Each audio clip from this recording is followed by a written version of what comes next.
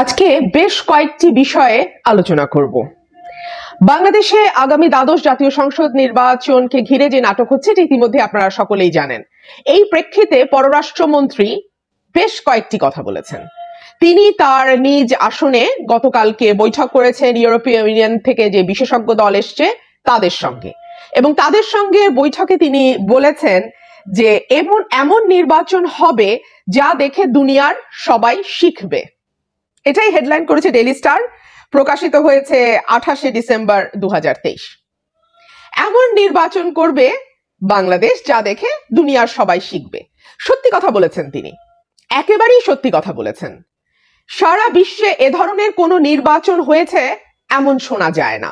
এমনকি যেই মডেল এবার ফলো করা হচ্ছে বাংলাদেশে, চায়না মডেল কিংবা অনেকে বলছে কম্বোডিয়ান মডেল, এই দুটো দেশেও কিন্তু নিজ দলের প্রার্থীকে প্রতিদ্বন্দ্বী বা স্বতন্ত্র হিসেবে দাঁড় করিয়ে আওয়ামী লীগ বনাম আওয়ামী লীগ বা চায়না কমিউনিস্ট পার্টি বনাম চায়না কমিউনিস্ট পার্টি নির্বাচন খেলা, এটা কিন্তু সেই দেশগুলোতেও হয়নি। সুতরাং এটি এমনই একটি অভূতপূর্ব নির্বাচন যেটি দেখে বিশ্বেও শুধু তাক লাগবে তা না, এই ধরনের দেশ যারা আছে, যারা আসলে মানে একক দল হিসেবে, এক নায়কতন্ত্র হিসেবে ফ্যাসিজম প্রতিষ্ঠা করবার একটা মানে চর্চা হিসেবে বাংলাদেশকে একটি চমৎকার মডেল হিসেবে নিতে পারে। বাংলাদেশের এই যে নাটকটি হতে যাচ্ছে আগামী 7 তারিখে, সেই নাটকটিতে যেভাবে সরকার সাজিয়েছে সেটি কিন্তু সত্যি একটি অনন্য দৃষ্টান্ত বিশ্বে। এরকম দৃষ্টান্ত বা নজির অতীতে হয় নাই, ভবিষ্যতে হবে কিনা সেটা একটা বড় প্রশ্ন। আমি কিছুদিন আগেই দেখছিলাম আওয়ামী লীগের একেবারে পোষা একজন সাংবাদিক, তিনি বলছিলেন যে এক সময় বিশ্বে এটা নিয়ে রিসার্চ হবে, এক সময় এটা নিয়ে গবেষণা হবে যে নিজের দলের প্রার্থী বনাম নিজের দলের প্রার্থী কেমন নির্বাচন হয়। এটা নাকি একটা মডেল হিসেবে দাঁড়াবে এবং এটা নিয়ে নাকি আগামীতে ভবিষ্যতে বিশ্বে এটা নিয়ে গবেষণা হবে। এখন আপনি আপনার রঙিন চশমায় বিশ্বকে দেখতে চাইলে, বিশ্বের গণতান্ত্রিক প্রক্রিয়াকে দেখতে চাইলে, আন্তর্জাতিকভাবে স্বীকৃত নির্বাচনের যেই পদ্ধতি সেটাকে চ্যালেঞ্জ করতে চাইলে করতেই পারেন, সেটা একেবারেই আপনার ব্যাপার। এবং বাংলাদেশে এখন যেহেতু একটি হীরক রাজার দেশে পরিণত হয়েছে, সেই নিজের চশমা, রঙিন চশমার চোখ দিয়ে আপনি যা দেখলেন সেটা আপনি একেবারে অকপটে বলতেও পারেন, কারণ লজ্জা শরম বলে একটা বিষয় থাকে, সেটা বাংলাদেশে যারা সরকারি দল করেন, সরকারি দলের সঙ্গে যুক্ত আছেন, সরকারি দলের সুবিধাভোগী বুদ্ধিজীবী, আপনাদের কাছ থেকে উঠে গেছে বহু আগেই। সুতরাং এই নির্বাচনকে বা এই প্রহসনকে আপনারা আন্তর্জাতিকভাবে একটি গবেষণার বিষয় হিসেবে সামনে আনতে চেষ্টা করতে পারেন। যেমন পররাষ্ট্রমন্ত্রী খোলামেলা বলেছেন যে দুনিয়া এটা দেখে শিখবে। হ্যাঁ, শিখতেই পারে। এরকম মানে নজিরবিহীন, অদ্ভুত এবং মানে কি বলবো, এমন একটি নির্বাচন যে নির্বাচনে না জনগণের সামনে কোনো অপশন রাখা হচ্ছে, না আওয়ামী লীগের বাইরে যাবার কোনো পদ্ধতি রাখা হচ্ছে। সুতরাং এই নির্বাচন যদি কোনো দেশ, কম্বোডিয়া বা চায়নার মতন কোনো দেশ ফলো করতে চায়, নিশ্চয়ই তাদের জন্য এটি একটি শিক্ষণীয় নির্বাচন হবে নিঃসন্দেহে। পররাষ্ট্রমন্ত্রী কি বলেছে একটু দেখেন। নির্বাচন সুষ্ঠু নিরপেক্ষ করার জন্য শক্তিশালী নির্বাচন কমিশন কাজ করছে। এমন নির্বাচন করবে যা দেখে দুনিয়ার সবাই শিখবে। শুরু থেকে আমরা এমন একটি নির্বাচন কমিশন দেখছি যাদের কাজই হচ্ছে সরকার যা বলে সেটার প্রতিধ্বনি হিসেবে কাজ করা। এমন একটি নির্বাচন কমিশন দেখছি যারা শুরুতেই ঘোষণা দিয়েছে তাদের এখানে কিছু করবার নেই, দুই দল মল্লযুদ্ধের মাধ্যমে একেবারে জেলেনস্কির মতন মাঠে থেকে তার ভাগ তার হিস্সা, তার যে হিস্সা, তার যে ভাগ সেটা তার বুঝে নিতে হবে, এখানে আসলে কমিশনের কিছু করার নেই। এমন একটি নির্বাচন কমিশন আমরা দেখছি যে নির্বাচন কমিশন একটি উপনির্বাচনে ইচ্ছে মতন ভোট দেয়া, 57 সেকেন্ডে 46টা ভোট দেওয়াও ঠেকাতে পারে না। আমরা এমন একটি নির্বাচন কমিশন দেখছি যাদের দফায় দফায় বলতে হচ্ছে রাতে ভোট আমরা করব না। আমরা এমন একটি নির্বাচন কমিশন দেখছি যাদের কথা ডিসি, এসপি, প্রশাসনের কর্মকর্তা কেউই শুনতে আগ্রহী না। এটি বলছি এত কনফিডেন্টলি এই কারণেই যে প্রশাসনের সঙ্গে নির্বাচন কমিশনের যে বৈঠক হয়েছিল সেখানে একজন নির্বাচন কমিশনার বক্তব্য রাখার সময় প্রশাসনের কর্মকর্তারা হইচই শুরু করেন এবং তিনি বাধ্য হন বক্তব্য থামিয়ে বসে পড়তে। সুতরাং এই নির্বাচন কমিশনকে যদি শক্তিশালী বলতে হয় সরকারের তরফে দাবি করা হয়, হ্যাঁ সেটা তারা করতেই পারেন, কারণ এই নির্বাচন কমিশন সরকারের একটি শক্তিশালী সাহায্যকারী হিসেবে কাজ করছে, কিন্তু নিরপেক্ষ কমিশন হিসেবে এটি একেবারেই ভঙ্গুর। এটি নিয়ে আসলে কথা বলবার কিছু নাই। ইউরোপীয় ইউনিয়নের নির্বাচন বিশেষজ্ঞ দলকে বাংলাদেশের আসন্ন সংসদ নির্বাচন নিয়ে আশ্বস্ত করতে গিয়ে পররাষ্ট্রমন্ত্রী এই কথাগুলো বলেন। পররাষ্ট্রমন্ত্রী বৈঠক শেষে সাংবাদিকদের বলেন, ইউরোপিয়ান ইউনিয়নের বিশেষজ্ঞ দল নির্বাচন নিয়ে নানা প্রশ্ন করেছে, কোনো মতামত দেয়নি। আমি তাদের জানিয়েছি বাংলাদেশে কোনো ভুয়া ভোট হবে না, নির্বাচন সুষ্ঠু ও নিরপেক্ষ করার জন্য শক্তিশালী নির্বাচন কমিশন কাজ করছে, এমন নির্বাচন করবে যা দেখে দুনিয়ার সবাই শিখবে। খুবই চমৎকার কথা। নির্বাচনে কোনো ভুয়া ভোট পড়বে না। আমরা ইতিমধ্যেই দেখতে পাচ্ছি 300 আসনের প্রায় প্রত্যেকটিতে সংঘর্ষ, সহিংসতা, নিজেদের মধ্যে মারামারি, নিজেদের কর্মী হত্যা, নিজেদের কর্মীকে কুপিয়ে জখম করা, এই বিষয়গুলো ছড়িয়ে পড়েছে। ইতিমধ্যেই আমরা হুঙ্কার শুনতে পাচ্ছি, নৌকায় ভোট না দিলে কেন্দ্রে আসার দরকার নাই, নৌকায় ভোট না দিলে এলাকা ছাড়া করা হবে, যারা নৌকায় ভোট দেবেন না তাদেরকে চিহ্নিত করে একেবারে ঠ্যাং ভেঙে দেয়া হবে। এই রকম ভাষায় নির্বাচনী হুমকি আমরা অহরহ দেখতে পাচ্ছি, এবং এই হুমকিগুলো মজার বিষয় হচ্ছে দিচ্ছে আওয়ামী লীগের এক পক্ষ আওয়ামী লীগের আরেক পক্ষকে। হয় মনোনীত প্রার্থীরা স্বতন্ত্র প্রার্থীদের যারা আওয়ামী লীগেরই নেতাকর্মী, আবার স্বতন্ত্র প্রার্থীরা যারা আওয়ামী লীগের নেতাকর্মী তারাই মনোনীত প্রার্থীকে হুমকি দিচ্ছেন। সুতরাং এটি আওয়ামী লীগ বনাম আওয়ামী লীগের একটি উদ্ভট নির্বাচন, যেটি নিজেদের মধ্যে হলেও সহিংসতায় পূর্ণ, মারামারিতে পূর্ণ, এবং আমি দৃঢ়ভাবে বিশ্বাস করি এটি কারচুপিতেও পূর্ণ হবে। নির্বাচনের দিন স্বতন্ত্র প্রার্থী যেমন ব্যালট বাক্স ছিনিয়ে নিয়ে নিজের মার্কায় ভোট দিতে ব্যস্ত থাকবে, একইভাবে আওয়ামী লীগের যারা মনোনীত প্রার্থী তারাও সেই একই কাজ করতে ব্যস্ত থাকবে। এই নির্বাচনে ভোটার আনা একটি বড় চ্যালেঞ্জ, অলরেডি সরকারি দল স্বীকার করেছে। মানুষ এই নির্বাচনকে ন্যূনতম গ্রহণ করে নাই, সুতরাং মানুষ জানে তাদের ভোট কেন্দ্রে যাওয়া বা না যাওয়ার মধ্যে কোনো পার্থক্য নাই। তাদের এই ভোট কেন্দ্রে যাওয়া মানেই সহিংসতার মধ্যে পড়া, ভোট কেন্দ্রে যাওয়া মানেই একটা গন্ডগোলের মধ্যে পড়া, ভোট কেন্দ্রে যাওয়া মানেই কোনো না কোনো পক্ষের শ্যানো দৃষ্টিতে পড়া, এবং পরবর্তী সময়ে যেই পক্ষের হয়ে তারা যেই যাকে ভোট দেবে তার আদার সাইড যারা আছে তাদের দ্বারা নিগৃহীত হওয়ার শতভাগ আশঙ্কা থাকা। এবং এটি এমন একটি নির্বাচন হতে যাচ্ছে যেখানে পুলিশ আছে উভয় সংকটে। এটাই সমকালে হেডলাইন হচ্ছে, পুলিশ আছে দেশ রূপান্তরে হেডলাইন হচ্ছে পুলিশ আছে উভয় সংকটে। উভয় সংকটে এ কারণেই যে তারা যদি এতদিন তারা যেটা করেছে, আওয়ামী লীগ যা করেছে, যা অন্যায় করেছে, নির্যাতন করেছে, অপকর্ম করেছে, ফৌজদারি অপরাধ করেছে, তারা চোখ বন্ধ করে আওয়ামী লীগের পক্ষ নিয়েছে, এবং তার যে ভিকটিম হয়েছে তার ব্যাপারে কোনো ব্যবস্থা নেয়নি, তার পক্ষে কোনো ব্যবস্থা নেয়নি। এখন যেটা হয়েছে সেটা হচ্ছে আওয়ামী লীগ বনাম আওয়ামী লীগ, আওয়ামী লীগের স্বতন্ত্র প্রার্থী আওয়ামী লীগের নেতাকর্মী বনাম আওয়ামী লীগের মনোনীত প্রার্থী আওয়ামী লীগের নেতাকর্মী। এখন তারা আসলে কোন পক্ষে গিয়ে অবস্থান নেবে এটাই তারা বুঝতে পারছে না। সুতরাং 7 তারিখে যে নাটকটি হতে যাচ্ছে সেটি যে কেবল সহিংসতায় পূর্ণ থাকবে তাই নয়, পুলিশ প্রশাসনও এই নির্বাচনে নিষ্ক্রিয় ভূমিকা পালন করবে। কারণ কোনো একটি পক্ষের পাশে দাঁড়িয়ে আরেক পক্ষ যেটাও সরকারি দল, তাদের বিরাগ ভাজন হওয়ার মতন সাহস, নৈতিকতা আওয়ামী লীগের আমলের এই পুলিশ কর্মকর্তা বা প্রশাসনের নাই। সুতরাং এই নির্বাচনটিতে নানান কারণেই প্রশাসন নিষ্ক্রিয় থাকবে এবং ভোটার উপস্থিতি হবে না। তারপরেও মোমেন সাহেব যেটা বলছেন নির্বাচন সুষ্ঠু হবে, সেটা আমি খুব স্ট্রংলি চ্যালেঞ্জ করে বলি। নির্বাচনে আপনি মনে করছেন যে আপনার দল বনাম আপনার দল বলে কেউ হয়তো ভোট কারচুপি করবে না, নৌকা মনে করবে যে এবার তো যেই জিতুক নৌকাই আসবে, সুতরাং কারচুপি করার দরকার নাই, এটা অত্যন্ত ভুল। অত্যন্ত ভুল এ কারণেই যে এইবার নির্বাচনে প্রত্যেকটা প্রার্থী নিজের দলীয় পরিচয় ভুলে মরিয়া হয়ে গেছে নিজে জিততে। সে আওয়ামী লীগের স্বতন্ত্র হোক আর আওয়ামী লীগের মনোনীত হোক, তার জিততেই হবে, তার এমপি হতেই হবে। কারণ এমপি হলে কি পরিমাণ সম্পদ আওয়ামী লীগের সময় বাড়ানো যায় সেটা দুদিন আগের হলফনামাতে আমরা দেখেছি। এক একজনের সম্পদ 2.5 লক্ষ শতাংশ, 2,50,000 পর্যন্ত বেড়েছে। এটা হলফনামায় যেটুকু এসছে তার প্রেক্ষিতে আমি বলছি, এর বাইরে তো আসলে আরো অনেক কিছুই আছে। সুতরাং এই নির্বাচনটা একেবারেই ব্যক্তি স্বার্থের একটা লড়াইয়ে পরিণত হয়েছে, ব্যক্তি স্বার্থের একটা ক্ষেত্রে পরিণত হয়েছে, এবং এখানে কেউ কাউকে ছাড় দিতে রাজি নয়। আরেকটি কথা ইন্টারেস্টিং, এটাও পররাষ্ট্রমন্ত্রী বলেছেন, তলে তলে কোনো আপোষ হয়নি। তলে তলে আপোষের কথাটা আসছে কোথা থেকে?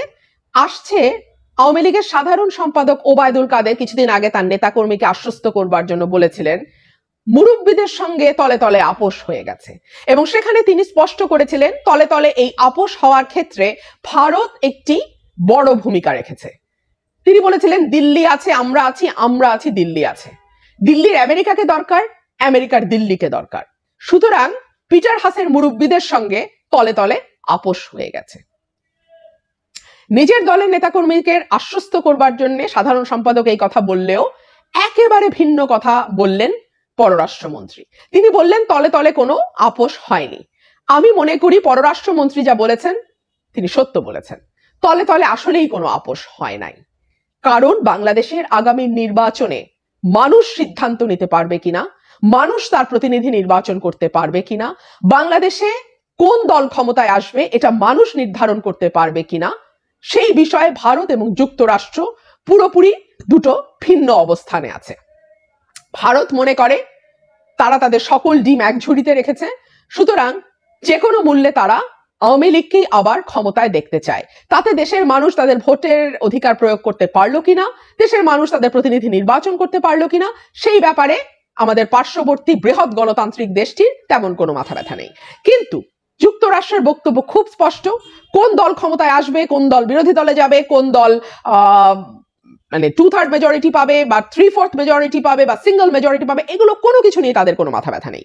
তারা শুধু চায় আন্তর্জাতিক মানদণ্ড অনুযায়ী একটি নির্বাচন বাংলাদেশে হোক, যেখানে মানুষ তাদের প্রতিনিধি নির্বাচন করতে পারে। মোমেন সাহেব যেটা বলেছেন সেটা হচ্ছে বাংলাদেশের জাতীয় নির্বাচন নিয়ে বিদেশিদের সঙ্গে তলে তলে কোনো আপোষ হয়নি, বড় দেশের সঙ্গেও বাংলাদেশ আওয়ামী লীগের কোনো টানাপোড়েন নাই। পররাষ্ট্রমন্ত্রী বলেন অবাধ সুষ্ঠু সংঘাতহীন নির্বাচন করার বিষয়ে আমরা প্রতিজ্ঞাবদ্ধ, নির্বাচনে স্বতন্ত্র প্রার্থী বেশি হলেও আন্তর্জাতিক গ্রহণযোগ্যতা নিয়ে কোনো প্রশ্ন থাকবে না।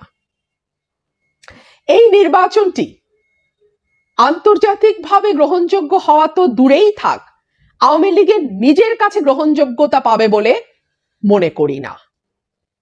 আওয়ামী লীগের যে কোনো আসন থেকে যেই জয়লাভ করুক না কেন, আওয়ামী লীগেরই আরেক দল শক্তভাবে বলবে এই নির্বাচন সুষ্ঠু হয় নাই, আওয়ামী লীগেরই আরেক অংশ স্পষ্টভাবে বলবে এই নির্বাচনে কারচুপি হয়েছে, যার আলামত আমরা ইতিমধ্যেই দেখছি ভোটের প্রচারণায়। নির্বাচনী প্রচারণার সময় স্পষ্টভাবে এক দল আরেক দলের দিকে আঙুল তুলে বলছে যে 2018 নির্বাচনে আমরাই তো রাতে ভোট দিয়ে তোমাদেরকে এমপি বানিয়েছি। এক দল আরেক দলকে আঙুল তুলে বলছে রাত 12টা 1 মিনিটের থেকেই তো ভোট দেওয়া আমরা শুরু করেছি তোমাকে এমপি বানানোর জন্য। সুতরাং তুমি এখন এত বড় বড় কথা কি করে বলো? যেই মুহূর্তে আওয়ামী লীগ বনাম আওয়ামী লীগ প্রতিদ্বন্দ্বিতায় নেমেছে, সেই মুহূর্ত থেকেই আওয়ামী লীগের থলের বেড়াল একেবারে নিজেদের নেতাকর্মীদের মুখ দিয়ে বেরিয়ে আসতে আরম্ভ করেছে।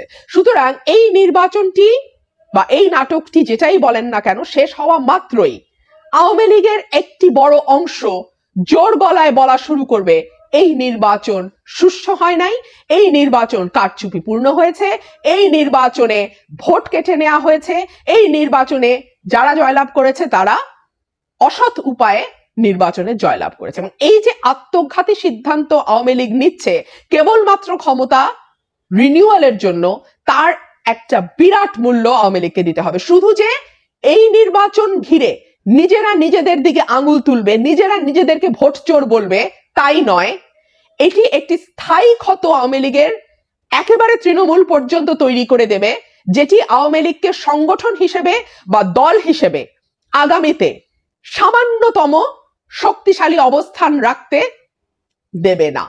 একদম আওয়ামী লীগের ভিত বা আওয়ামী লীগের শেকড়কে নাড়িয়ে দিবে এই নাটক। কারণ এই যে নির্বাচনী সহিংসতা, এই যে নির্বাচনী মানে একটা ক্ল্যাশ আওয়ামী লীগ বনাম আওয়ামী লীগের, এটা সুদূর সুদূর সামনে বহুদূর পর্যন্ত এটার একটা ভয়াবহ ইম্প্যাক্ট দলের মধ্যে থাকবে এবং আওয়ামী লীগকে তার মাসুল দিয়ে যেতে হবে। পররাষ্ট্রমন্ত্রী আরো কথা বলেছেন, যুক্তরাষ্ট্র ভিসা নীতি প্রয়োগ করলে খুশি হব। যুক্তরাষ্ট্র ভিসা নীতি প্রয়োগ করবে বলে তিনি আশা করছেন তাদের উপরে যারা বলেছে নির্বাচন প্রতিহত করবে, নির্বাচনে ভোট কেন্দ্রে যাতে মানুষ না যায় সেই কথা তারা বলবে তাদের উপরে। মজার বিষয় হচ্ছে আস্ত বা গোটা একটি নির্বাচন আপনারা গিলে ফেলছেন। গোটা একটি নির্বাচনে মানুষের কোনো সে থাকছে না। গোটা একটি নির্বাচনে মানুষের সামনে কোনো অপশন রাখছেন না। একে ভোট দিলেও আওয়ামী লীগ, বি কে ভোট দিলেও Awami League, C K vote দিলেও আওয়ামী লীগ, ডি কে ভোট দিলেও আওয়ামী লীগ, যাকেই ভোট দেন সেটাই আওয়ামী লীগ। অর্থাৎ মানুষের সামনে আপনি কোনো অপশন রাখছেন না। কিন্তু আপনি আশা করছেন ভিসা নীতি আসবে তাদের উপরে যারা শান্তিপূর্ণ উপায়ে লিফলেট বিতরণ করে মানুষকে বোঝাচ্ছে যে এই ভোটে যাওয়া না যাওয়ার আসলে কোনো ইম্প্যাক্ট নাই। এই নির্বাচনে ভোট দেয়া বা না দেওয়ার আসলে কোনো ইম্প্যাক্ট নাই। এবং এই নির্বাচনে ভোট দেয়া মানেই ভোট চোরের পক্ষে দাঁড়ানো, লুটেরাদের পক্ষে দাঁড়ানো, দুর্নীতিবাজদের পক্ষে দাঁড়ানো, মানুষের উপরে মানবাধিকার লঙ্ঘন যারা করেছে বছরের পর বছর ধরে তাদের পক্ষে দাঁড়ানো, গুম বিচার বহির্ভূত হত্যা যারা করেছে তাদের পক্ষে দাঁড়ানো। এইটুকু কথা যারা লিফলেটের মাধ্যমে অতি নিরীহ কায়দায় বলবে তাদের উপরে আপনি ভিসা নিষেধাজ্ঞা আসুক সেই আশা করছেন। হ্যাঁ, আশা আপনি করতেই পারেন, গড ব্লেস ইউ, এই আশা আপনার থাকতেই পারে, কিন্তু এটি কতটুকু বাস্তবসম্মত সেটিও তো ভাবতে হবে, তাই না? পররাষ্ট্রমন্ত্রী আসলে আরো অনেক কথা বলেছেন। এই অঞ্চলে কোনো প্রক্সি ওয়ার তিনি দেখতে চান না, বিশ্বকে সুষ্ঠু নির্বাচন তিনি দেখাতে চান। ভালো কথা। প্রক্সি ওয়ার এই দেশের মাটিতে হবে এটা আপনার কেন মনে হচ্ছে? এবং আপনি ইউরোপীয় ইউনিয়নকে ইঙ্গিত করে এই কথাটি বলছেন যে ইউরোপে এখন প্রক্সি ওয়ার চলছে। আপনাদের কেউ কেউ বলছে আমেরিকা বাংলাদেশে সেন্ট মার্টিন চায়, বঙ্গোপসাগর চায়, এই চায় সেই চায়, বাংলাদেশের মানচিত্রে থাবা দিতে চায়। অদ্ভুত কথা। আবার আপনি বলছেন প্রক্সি ওয়ার। আমরা জানি না আওয়ামী লীগের সাথে আপনারা মানে দল হিসেবে আওয়ামী লীগ আসলে বিদেশিদের সাথে কি ধরনের আলোচনা করেন বা কি অবস্থা নিয়ে আপনারা আলোচনা করেন জানি না, আপনাদের ভেতরের আলোচনা। তবে একটা বিষয় খুব স্পষ্ট, বাংলাদেশের মানুষের মানে স্বার্থের বিষয়টি কোনো আলোচনাতেই প্রাধান্য পায় না। এবং যেহেতু সকল আলোচনার মূল কেন্দ্রেই থাকে যে কোনো উপায় আপনাদেরকেই আবার ক্ষমতায় থাকতে হবে এই বিষয়টি, সেই কারণেই স্টেকটা অনেক হাই হয়ে যায়। দেখা যায় বার্গেনিং পজিশনে বাংলাদেশের অবস্থা অনেক বেশি নাজুক বা দুর্বল থাকে। যদি বাংলাদেশে একটি সুষ্ঠু নির্বাচন হতে পারত, যদি বাংলাদেশে জনগণের সরকার থাকতো, যদি বাংলাদেশে জনগণের ভোটের অধিকার থাকতো, ভোট দিয়ে সরকার পরিবর্তনের ক্ষমতা মানুষের হাতে থাকতো, তাহলে আন্তর্জাতিক যেই বার্গেন, বহির্বিশ্বের সাথে আমাদের সরকারের যে বার্গেন, সেখানে বাংলাদেশ আরো অনেক বেশি শক্তিশালী অবস্থানে থাকতো, এটুকুই বলতে পারি। এখন যেহেতু আপনাদের পায়ের নিচে মানুষের শক্তি নাই, মানুষের সমর্থন নাই, সুতরাং আন্তর্জাতিক মহলকে খুশি করেই আপনাদের ক্ষমতায় থাকতে হয়। এবং সেই খুশি করতে গিয়ে বাংলাদেশের স্বার্থ বিরোধী অনেক বিষয় আপনাদের রাজি হতে হয়, বাংলাদেশের মানুষের স্বার্থ বিরোধী অনেক বিষয় আপনাদের চুক্তি করতে হয়। এবং যে কারণে দেখা যায় যে বাংলাদেশের স্বার্থ আপনারা যখন যদি ক্ষমতায় থাকেন বিনা ভোটে, তখন আর ন্যূনতম রক্ষিত হয় না, এইটুকুই বলা যাবে। এর বাইরে আরেকটি বিষয়, নির্বাচনে প্রকৃত প্রতিদ্বন্দ্বিতার অভাব দেখছে পশ্চিমারা, সমকাল একটি রিপোর্ট করেছে।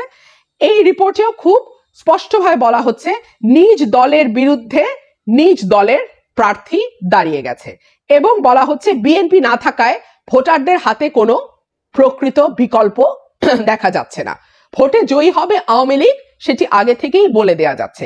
এমনকি আমরা দেখেছি ইউরোপিয়ান ইউনিয়ন যখন বসেছে তখনও তারা প্রশ্ন করেছে বিরোধী দল কে হবে, অর্থাৎ সরকারি দল কে হবে এটি পুরোপুরি সেটেলড। বিরোধী দল কে হবে সেটা নিয়ে ক্ষীণ একটা অনিশ্চয়তা হয়তোবা পশ্চিমারা দেখতে পাচ্ছে। সুতরাং এই নির্বাচনকে ঘিরে যা হচ্ছে, এই নাটকটিকে ঘিরে যা হচ্ছে, সেটি স্রেফ প্রহসন ছাড়া আর কিছু নয়। তলে তলে আপনাদের সঙ্গে আমেরিকার যে আপোষ হয়নি সেটি খোলাখুলিভাবে স্বীকার করবার জন্য পররাষ্ট্রমন্ত্রীকে ধন্যবাদ। কারণ আওয়ামী লীগের নেতাকর্মীদের চাঙ্গা রাখার জন্য ওবায়দুল কাদের সাহেব কিছুদিন আগে যে মিথ্যাচার করেছিলেন সেটি আপনার এই বক্তব্যের মধ্যে দিয়ে স্পষ্ট। ঠিক যেমন আপনার বক্তব্যের মধ্যে দিয়ে এটাও স্পষ্ট যে বাংলাদেশের মাটিকে আপনারা একটা প্রক্সি ওয়ারের জায়গা তৈরি করে দিচ্ছেন ধীরে ধীরে, এমন একটি ভাবে যেই প্রক্রিয়াতে আপনারা ক্ষমতায় আছেন সেই প্রক্রিয়াটি ন্যায্যতা দিতে বা বৈধতা দিতে বা সেই বিষয় যেন বহির্বিশ্ব পশ্চিমারা কোনো প্রশ্ন না তুলে, সেই কারণেই আপনারা বাংলাদেশের মানুষের যেই ইন্টারেস্ট বাংলাদেশের দেশ হিসেবে বাংলাদেশের যে ইন্টারেস্ট, সেই জায়গাগুলোতে অনেকখানি কম্প্রোমাইজ করে আপনারা আসলে ক্ষমতায় থাকবার জন্য অনেক বিষয়ে ছাড় দিয়ে, অনেক বিষয়ে ইগনোর করে আপনারা ক্ষমতায় থাকবার একটি চেষ্টা করছেন। এবং একই সঙ্গে আপনি আরেকটি কথা বলেছেন, যেটাও আমি একমত আপনার সঙ্গে, বাংলাদেশে এমন একটি নাটক আপনারা করতে যাচ্ছেন, সেই নাটক থেকে দুনিয়ার যে দেশগুলো এইভাবে ক্ষমতায় থাকতে চায় তারা একটি নতুন শিক্ষা লাভ করবে। আপনারা কম্বোডিয়ার মডেল ফলো করলেও কম্বোডিয়াও আপনাদের মতো নিজের দলের বিরুদ্ধে নিজের দলের প্রার্থী দাঁড় করায় নাই। তারাও ছোট ছোট কিছু বিরোধী দল বা তথাকথিত ছোট ছোট কিছু দল তৈরি করেছে, যারা প্রকৃতপক্ষে সরকারকে কখনোই চ্যালেঞ্জ করবে না, কিন্তু একটি অংশগ্রহণমূলক নির্বাচন দেখাতে সহায়তা করবে। এই পর্যন্ত তারা গেছে। কিন্তু নিজের দলের প্রার্থীকে নিজের দলের প্রার্থীর বিরুদ্ধে দাঁড় করিয়ে দেওয়ার যে অভিনব কায়দা আপনারা আবিষ্কার করেছেন, সেটা বিশ্বে সত্যিই নজিরবিহীন। এবং আপনাদের স্টাইলের কোনো সরকার যদি ভবিষ্যতে কোনো দেশে আসতে চায়, থাকতে চায়, তারা এটি ফলো করতে পারে।